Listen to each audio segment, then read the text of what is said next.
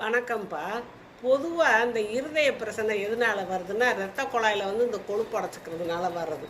அந்த கொழுப்புகளை எல்லாம் சரி பண்ணணும், இரத்த குழாயில் அடைக்காமல் பார்த்துக்கறணும், அந்த ரத்தம் உறையிறது இதெல்லாம் இருக்காமல் பார்த்துக்கறணும்னா நான் ஒரு சூப் சொல்லித்தரேன். காய்கறிகள் கேரட்டு, பீன்ஸு என்ன காய் வேணாலும் கொஞ்சம் கொஞ்சம் போட்டு முருங்கைக்காயெல்லாம் போடலாம். போட்டு சூப் வைக்கணும்ப்பா. சூப்பு எல்லாத்துக்கும் தெரியும் வைக்கிறது எப்படின்னு. அப்படி தெரியலன்னா நீங்கள் வீடியோ கூட பார்த்துக்கலாம்.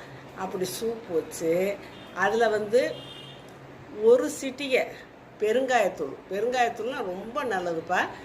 பெருங்காயத்தூள் ஒரு சிட்டிகை போடணும். அப்புறம் இந்து உப்பு அது ஒரு சிட்டிகை போடணும். மஞ்சள் தூள் வீட்டில் அரைச்ச மஞ்சள் தூள் அது ஒரு சிட்டிகை போடணும். போட்டு நல்லா கலந்து நம்ம குடிச்சிட்டு டெய்லி ஒரு 11 மணி வாக்கில் காலை உணவு மத்தியான உணவுக்கு இடையில 11 மணி வாக்கில் நீங்கள் குடிக்கலாம். அப்படி குடிச்சிட்டு வந்தீங்கன்னா உங்களுக்கு அந்த ரத்தத்தில் அந்த உறையிற பிரச்சனை இருக்குது. ரத்தம் உறைஞ்சி போய் தானே இதயத்துக்கு சரியாக போகாமல் அந்த பிரச்சனை வருது. அவங்க அப்படி இருக்கவங்க டெய்லியும் கூட நீங்கள் இந்த மாதிரி காய்கறி சூப் வச்சு இந்த 3 பொடிகளையும் பெருங்காய பொடி, அந்த